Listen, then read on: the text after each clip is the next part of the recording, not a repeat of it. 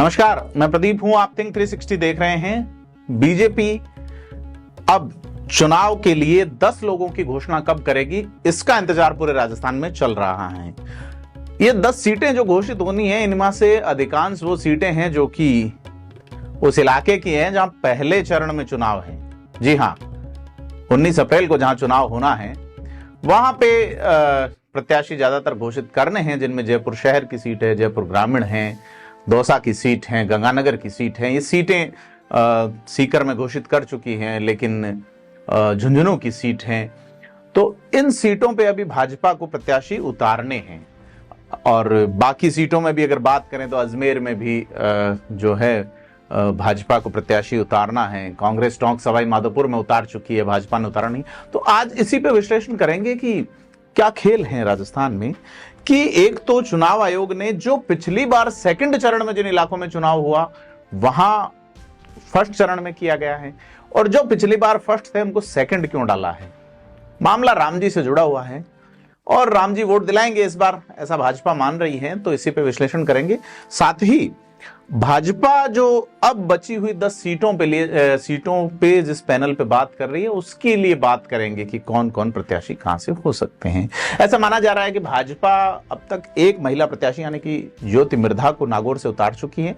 कुल 4 के आसपास महिला प्रत्याशी भाजपा उतार सकती है। इसमें जयपुर ग्रामीण का नाम है, झुंझुनू भी हो सकता है, दौसा, अजमेर या टोंक सवाई माधोपुर भी हो सकता है। तो अपन आज इसी पे बात करेंगे कि क्या खेल चल रहा है भाजपा में।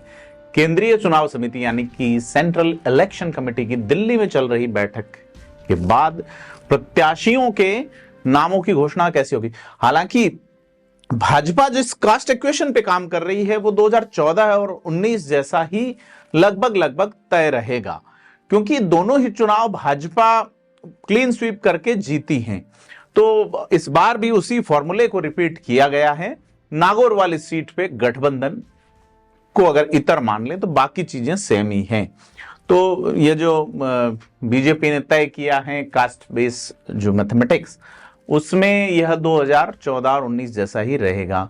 मसलन कि जयपुर और चित्तौड़गढ़ में ब्राह्मण को टिकट दिया जा रहा है, कोटा में जैन समाज से ओम बिड़ला है, भिलवाड़ा में वैश्य हैं, और बांसवाड़ा, डूंगरपुर और उदयपुर और दौसा में एसटी चूंकि रिजर्व सीट है, और टोंक सवाई माधोपुर में गुर्जर प्रत्याशी, जालोर सिरे पाली में मूल ओबीसी के प्रत्याशी, जैसे पाली में सीरवी हैं और जालोर में कड़बी समाज। बाकी जो 4 सीटें हैं जिसमें धौलपुर है, जिसमें भरतपुर है, गंगानगर है और बीकानेर, वहां चूंकि एससी के लिए रिजर्व सीटें हैं तो एससी के प्रत्याशी वहां उतारे जा रहे हैं।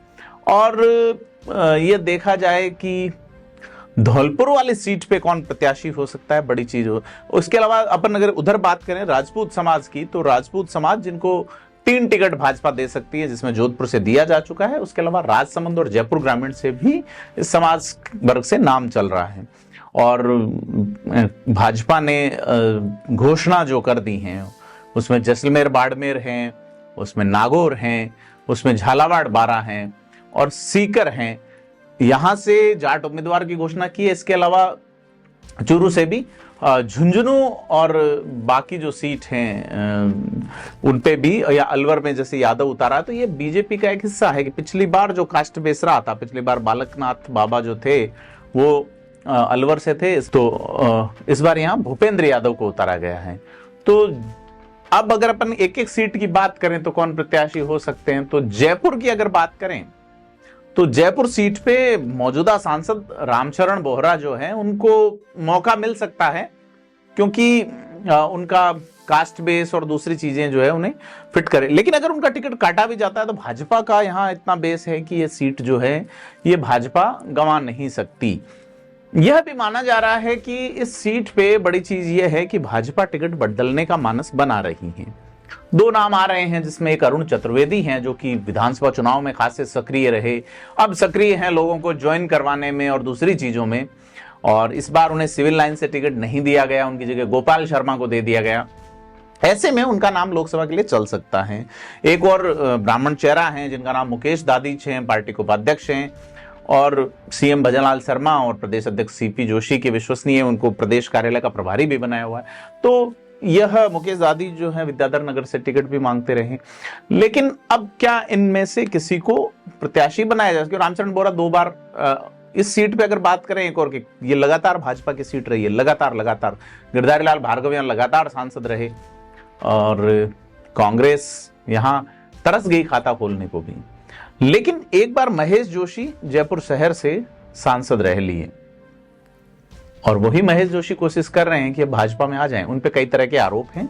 ऐसे में अगर उनकी भाजपा में एंट्री होती है तो कई सारे सवाल भाजपा में खड़े होंगे। ऐसे में इस पे विचार चल रहा है, क्या होगा आगे अपन बात करेंगे। जयपुर शहर के पास ही जो सीट है जिसका नाम जयपुर ग्रामीण है, इसमें अलवर जिले की भी सीटें हैं, जयपुर जिले की भी हैं। तो यहां राजपूत समाज की ओर से डिमांड है, लेकिन इस बार लालचंद कटारिया जो कि पूर्व सांसद रह चुके हैं जयपुर ग्रामीण से कांग्रेस के टिकट पे, उनका भाजपा ज्वाइन करने के बाद उनका भी दावा इस सीट पे है। भाजपा क्या करेगी? क्या एक और जाट प्रत्याशी को यहां टिकट देगी? और अगर इस सीट पे बात चले तो भाजपा के 2-3 ऐसे नेता हैं जिन पे भारी पड़ रही हैं। राखी राठौड़ जो कि महिला और पार्टी प्रवक्ता हैं, महिला कोटे से अगर ये टिकट दिया जाता है तो इस सीट पे यह है कि नया चेहरा आपको देखने को मिल सकता है। क्योंकि पूर्व जो सांसद रहे हैं, यहाँ 2 बार सांसद रहे हैं लगातार, राज्यवर्धन राठौड़, वो विधायक बन गए झोटवाड़ा से।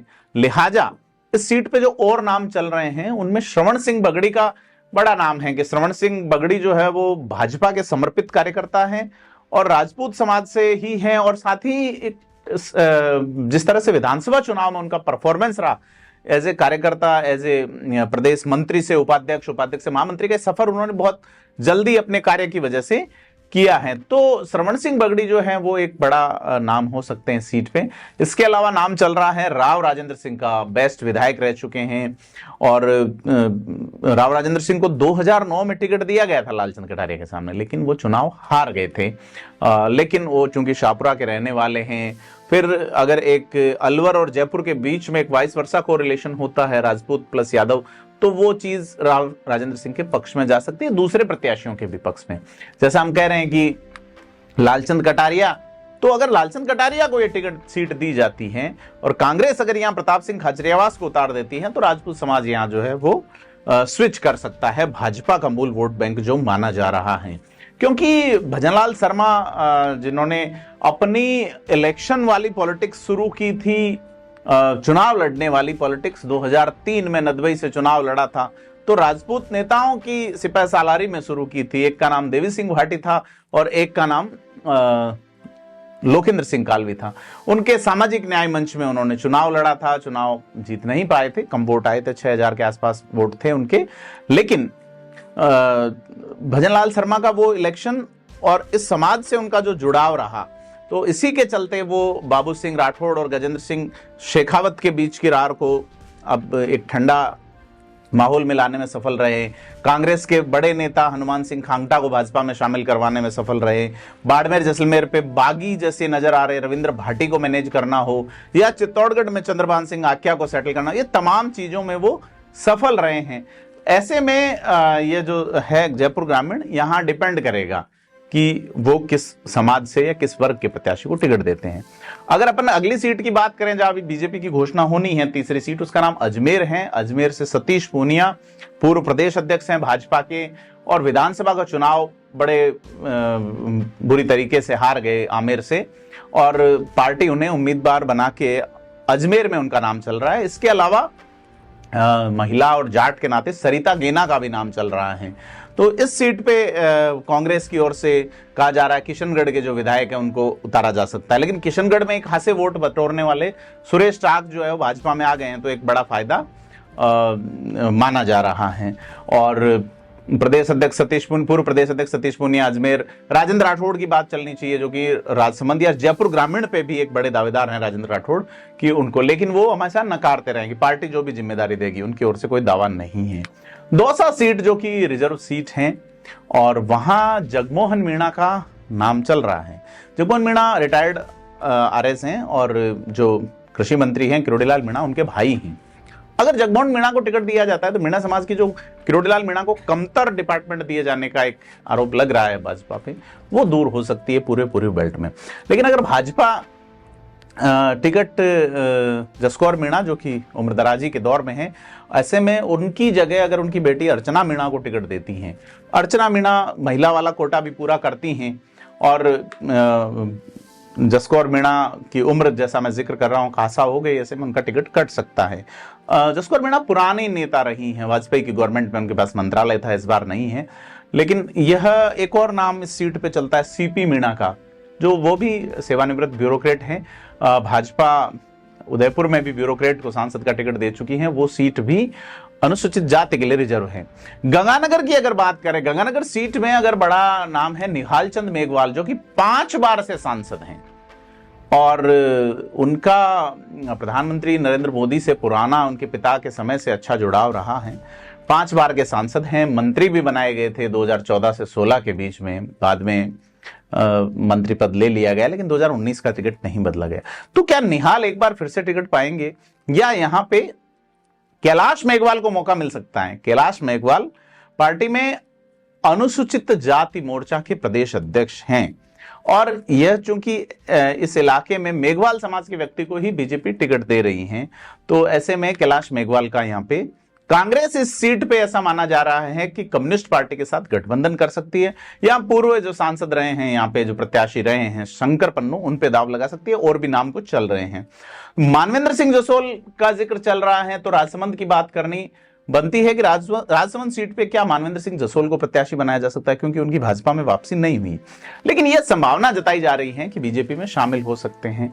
लेकिन क्या मानवेंद्र सिंह जसोल, अब बाहरी वाला फंडा सब जगह चल रहा है, तो मानवेंद्र सिंह जो कि पहले चुनाव लड़ते रहे बाड़मेर से, उसके बाद में चुनाव लड़ा उन्होंने झालावाड़ जाके, फिर जाके लड़ा उन्होंने चुनाव वापस बाड़मेर जिले में जाके, उनके पिता जोधपुर से लड़े, चित्तौड़गढ़ से भी लड़े, उनके पिता दार्जिलिंग से भी लड़े। तो देश के अलग अलग हिस्सों में चुनाव लड़ने वाले, और खुद फिर बालोतरा जिले भेजे गए अभी।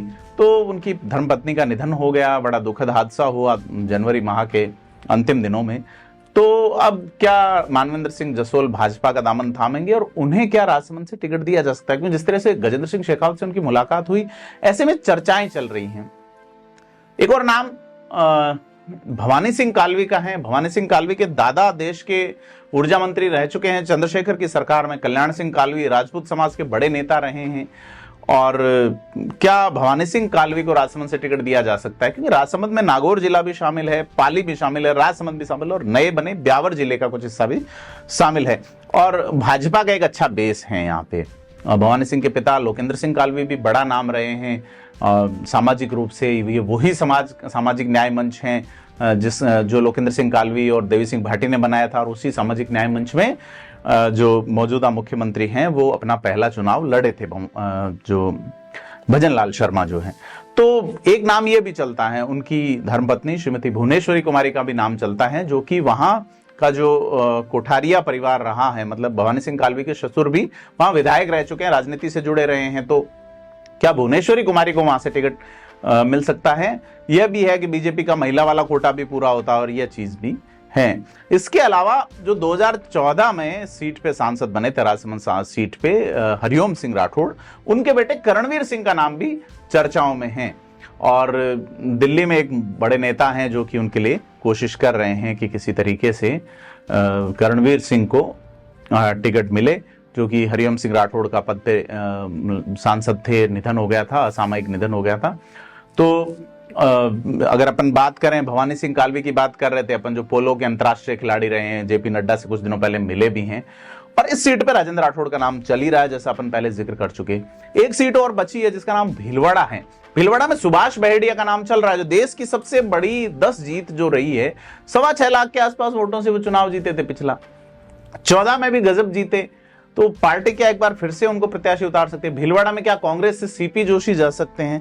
राजसमंद में अगर कांग्रेस प्रयास करे तो कांग्रेस से कौन हो सकता है, यह भी एक बड़ा सवाल है। राजसमंद में देवकीनंदन काका का नाम चलता है, गुर्जर समाज का बड़ा वोट बैंक है। सुदर्शन सिंह रावत का नाम चल रहा है, रावत समाज का भी बड़ा वोट बैंक है। तो कांग्रेस बीजेपी दोनों की यहाँ घोषणा होनी है। और अगर भीलवाड़ा का देखें तो सीपी जोशी यहाँ कांग्रेस से हो सकते हैं, सुभाष बहड़िया का नाम है। इसके अलावा दामोदर अग्रवाल जो है वो पदाधिकारी हैं भाजपा में, उदयपुर संभाग के प्रभारी भी हैं।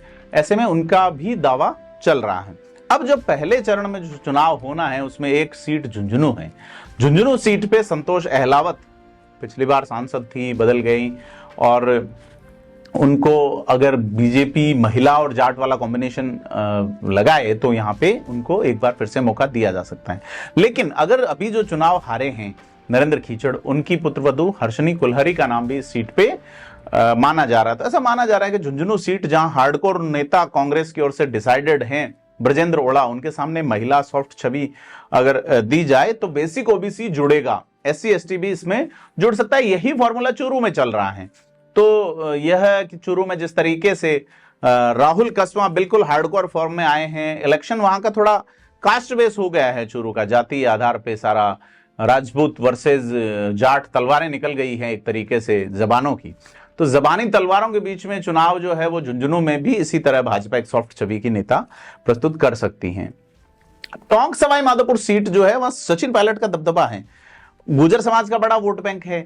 लेकिन कांग्रेस ने एक चाल चलते हुए इस सीट पे हरीश मीणा को टिकट दे दिया। हरीश मीणा पहले भाजपा से सांसद रह चुके हैं, फिर कांग्रेस से लगातार दूसरी बार विधायक हैं, राजस्थान पुलिस के DG रह चुके हैं, खासे प्रभावशाली नेता है। लेकिन उनका प्रभाव अशोक गहलोत के सामने चला नहीं, बड़ी कोशिश करते रहे, उन्हें धरना देना पड़ा अपना काम करवाने के लिए। ऐसे में वो बड़े नेता हैं, टोंक सवाई माधोपुर में उनको टिकट मिला है। अब सवाल यह है कि अगर भाजपा को जब गुर्जर प्रत्याशी को टिकट देना है और अगर मौजूदा सांसद सुखबीर सिंह जौनापुरिया का टिकट बदलना है तो फिर अलका गुर्जर का नाम चल रहा है। उनको विधानसभा में भी नहीं उतारा, पूर्व विधायक रह चुकी हैं और गुर्जर और महिला वाला मानदंड पूरा होता है। तो ऐसे में उनका नाम एक बड़ा चल रहा है कि अगर अलका गुर्जर को उतारा जाता है तो भाजपा के लिए बड़े फायदे की चीज हो सकती है। इसके अलावा सौम्या गुर्जर, राजाराम गुर्जर का नाम भी चल रहा है कि वो भी यहां से प्रत्याशी हो सकते हैं। सुखबीर सिंह जौनापुरिया जो मूलतः हरियाणा के रहने वाले हैं, लेकिन उनको टिकट की दौड़ में वो मौजूदा सांसद होने के नाते है ही। और अगर करौली धौलपुर सीट जो है SC के लिए जो रिजर्व है, उसमें मनोज राजौरिया का नाम चल रहा है, वर्तमान में सांसद हैं। लेकिन अगर जिन चेहरों को सबसे ज्यादा बदलने की चर्चा चल रही है उसमें मनोज राजौरिया भी शामिल हैं। यहाँ खिलाड़ी बैरवा आ सकते हैं भाजपा में, ये एक आपको हम एक स्कूप दे रहे हैं कि खिलाड़ी बैरवा जो है वो इस सीट पे कांग्रेस से बड़ा मोहभंग है। अगर भाजपा चौंकाती है तो फिर इसके अलावा विवेक सिंह हैं, एक बिजनेसमैन हैं, उनका नाम भी सक्रिय है, और डॉक्टर मधुसूदन जो कि डॉक्टर हैं। ऐसे में इस इलाके में वो खासे सक्रिय हैं। तो ये इन सीटों पे 10 सीटों पे जो है वो राजस्थान में अभी भाजपा में लिस्ट आने वाली है। और इन लिस्ट में से आपके हिसाब से कौन प्रत्याशी हो सकता है हमें कमेंट बॉक्स में जरूर बताएं, और वीडियो को लाइक शेयर करें, सब्सक्राइब करें। धन्यवाद।